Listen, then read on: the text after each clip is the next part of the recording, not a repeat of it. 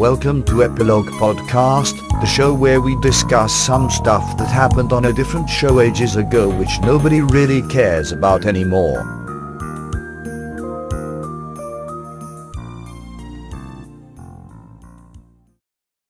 Hello, I'm Portponky.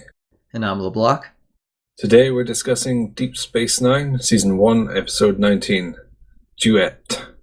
In this episode, a Cardassian suffering from a disease called Kalanora is detained on Deep Space Nine, and Kira investigates whether or not he is a wanted war criminal. So, what did you think? This episode is hands down, well, I don't know why your hands would be up, but if your hands are up, put them down. This is the best episode of Season 1. I mean, I haven't seen the finale, but I'll go ahead and make that wager. Oh, yeah. I can't remember the finale, but that would be a safe bet. It was a good one. It came on very strong, very fast, and kept it up all the way through. Yeah, even though most of it involves two people just talking, it's still really exciting and really engaging. Yeah, it's kind of difficult to even direct such a thing. It's so plain, almost. But the performance from Amon Maritza, I can't remember the actor's name. His name is Harris Yulin. Was, well, I thought it was very, very intense. Yeah, he's great, and that transformation he makes, he pulls it off so well. It doesn't come off as hacky or anything. It's really earned. Kira really brought it as well this episode. She was Nana Visitor was shining. Yeah, I was going to save this for end of the season talk, but I'll go ahead and say Kira is the MVP of the season. There have been so many great episodes for Visitor to show how well she can bring out this character and show it's the character's layers. In a sense, she's had the most opportunity because her character has a dark and troubled past and so on, whereas most of the rest of them have not got that sort of trait. Apart from, I guess, Cisco has a bit of angst with his wife pegging it. Yeah, she's the most explored, but she doesn't waste it. It's well used. Yeah, for sure. Even I think in the first scene when she's talking about what happened at Galatep, that it's quite shocking actually that they went in the whole hog. They didn't tread lightly around the issue. I mean, this is drawing obvious parallels to the Nazis in World War II, for example, or many other wars in the 20th century. This is as bad as it really gets. I was shocked how blunt they were about it, talking about the murders and everything. It was legitimately shocking. I would expect them to dance around that and vaguely hint at it, not just say it. Yeah, and it works really effectively. Yeah, no, that as soon as she says that, and that's the first scene after the opening, she says, well, murder is just the end of the fun.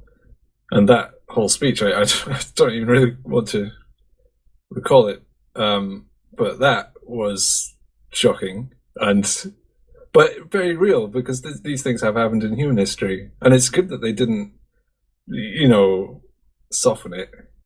Yeah, I'm really glad they didn't soften it. It would have weakened the whole thing. The actual plot as well was very well put together. It was very twisty. You don't know exactly what's going on. So how do you judge what is a good twist and what is a bad twist? Well, I don't think predictability is necessarily bad. Twists can be good even if you see them coming, if they're good for the characters. Yes. I guess a bad twist is one that you see coming and it isn't even interesting, and it's especially bad if the characters take far too long to spot it. Yes, I agree on all points. I will say that I'm in general, really bad with predicting twists. So when I do see them coming and they're bad, I'm really annoyed. Yeah, this one had a few.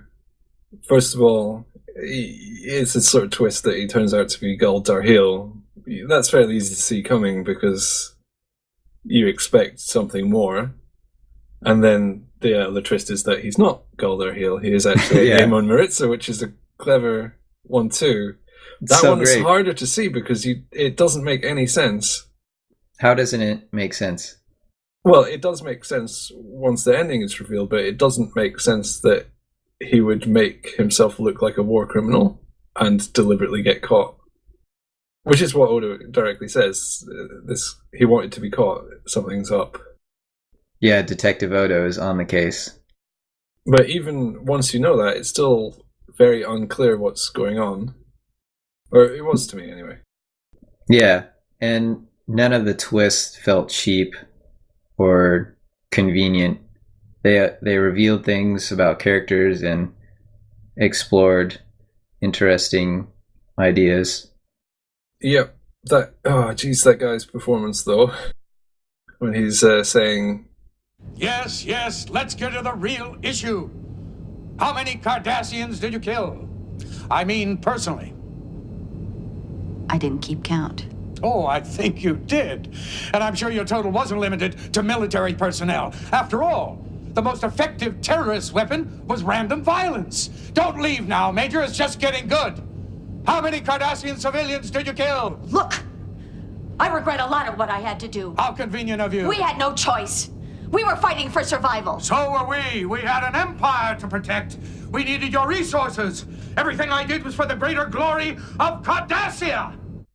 I mean, I'm just going to rattle through the whole script here because it was fantastic. Yeah, the writing was superb here, and it didn't hold any punches. Yeah, every exchange between Kira and Maritza was line after line of excellent dialogue. They really twisted that character. You feel like suspicious, disgusted maybe, and in the end quite sorry for him, I suppose. Yeah, you run the gamut of emotions with that guy, which is great. Yeah, real roller coaster.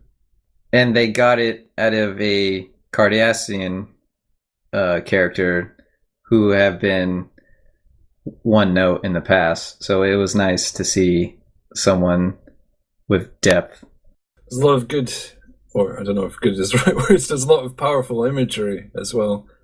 Especially considering this is most obviously a bottle episode. Yeah.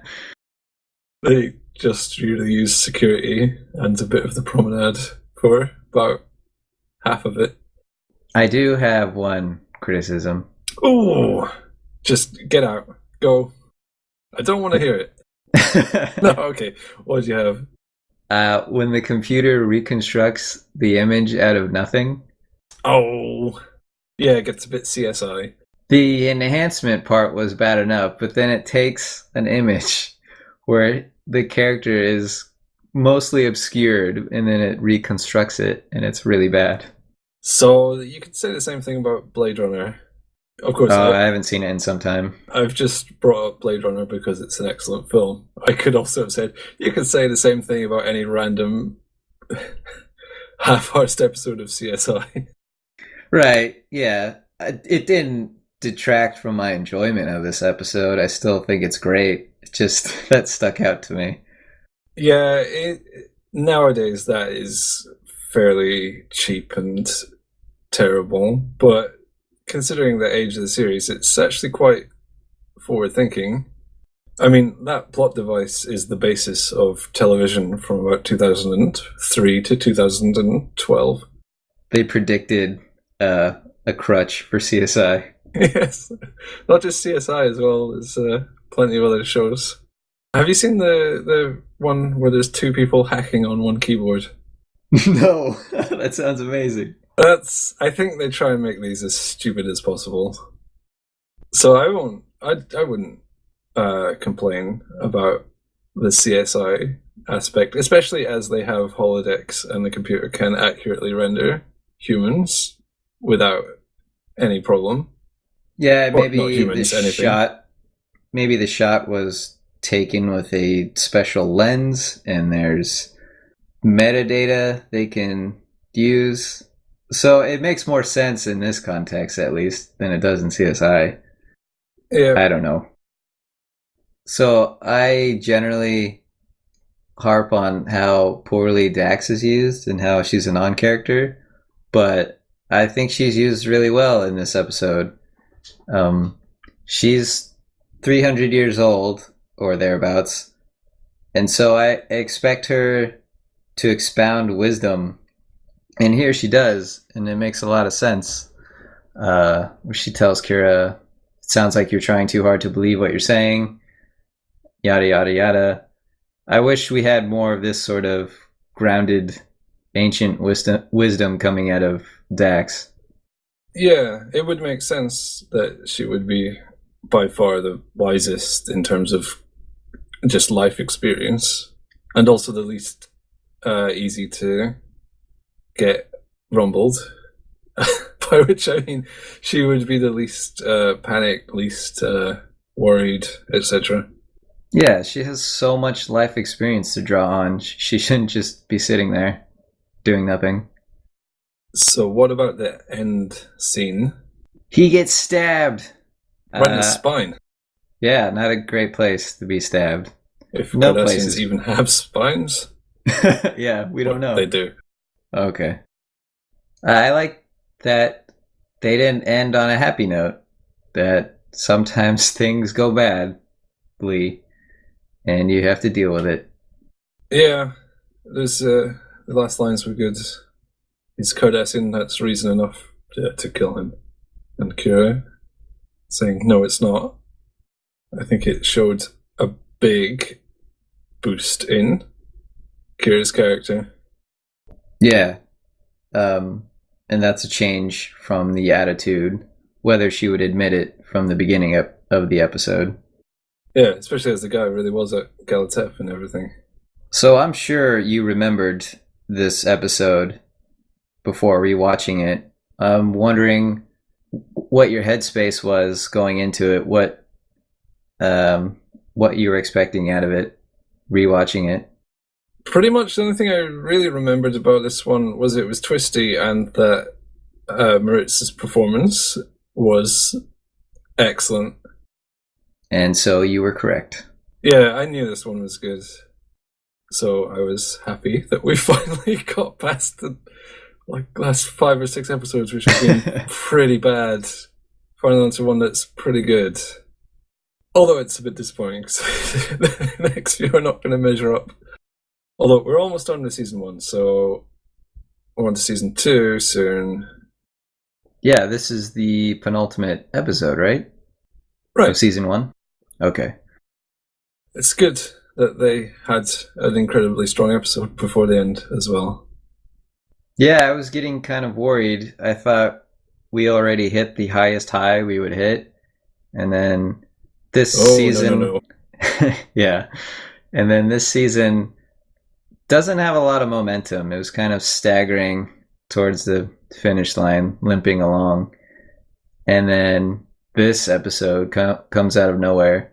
And I was really glad that we had something this good before finishing out the season. I didn't write down a single criticism. There's not that is that a much to first? criticize. Yeah, it's the first time I've watched it, and at the end of the episode I haven't thought, but why was it like that? Yeah. I mean, part of that is because it's set in as an interrogation between Kira and Maritza, so it doesn't really... There's not much you can mess up between two people talking. Most of the things I criticize are, oh, they use a tractor beam in a silly way. That makes no sense. So here it was fairly simplistic in what was going on. That and there just really wasn't anything I could see that stuck out. It was a good episode. Yeah, we're beside ourselves with confusion because it's a good episode. How do I interpret this? We will have to learn how to interpret good episodes because there are other good episodes to come.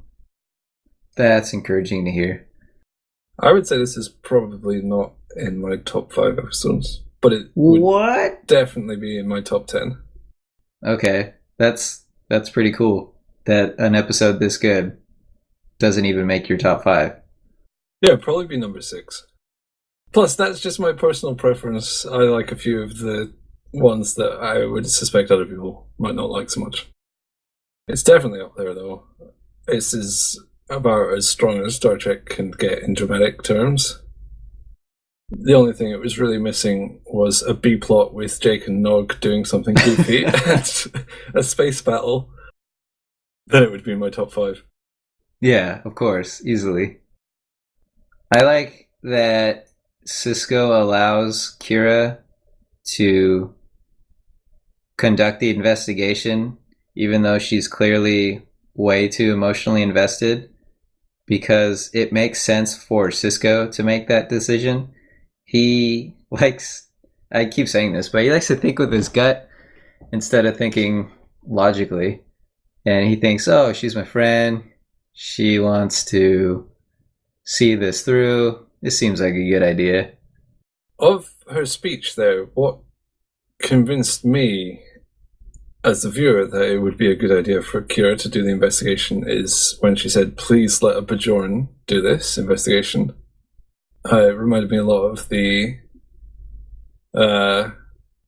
what's it called? Simon Wiesenthal organization that hunted down Nazis after World War II. Oh, I don't know.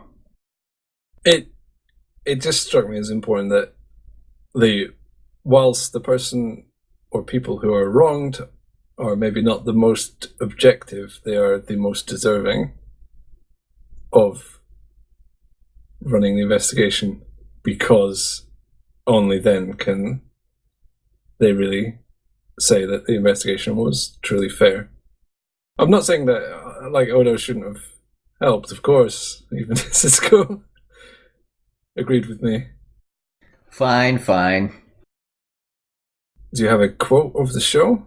I expect you will, although now you've got a difficult task because there is a lot to take from this one. Yeah, as much as I like this episode and how great the writing is, a lot of it is strong because it's back and forth, not as a little snippet. So it was hard to isolate something. But I took out, it's not the truth you're interested in, all you want is vengeance. And I think that's a pretty good one. Yep, I would agree. I mean, you could have said any line from this episode, I probably would have agreed it was good. I liked it at the end when he says, I'm your nemesis, because it seems so deflated when you declare yourself a nemesis. I'm the bad guy. I'm General Grievous. Wait, does General Grievous say that? I don't know, but the fact that he's called General Grievous is bad enough. Oh no, that would make sense. That's his name. God, General Bad Guy. Wasn't that used in one of the Muppet movies recently? Maybe? Ricky Gervais was playing Mr. Bad Guy. Well then, let's see what the finale has in store for us. Yes. I'm curious and excited. I can't remember at all what it is, but I'm guessing it involves wormhole aliens. Now I'm less curious and excited. It would make sense because that was what the pilot was, so bookends and all that. Yeah, but then it's not at all memorable to you, so it's doubtful that this is a high caliber finale. Maybe I'll just sit through it thinking, how did I forget this? This is great. Yeah, okay. We'll see. Okay.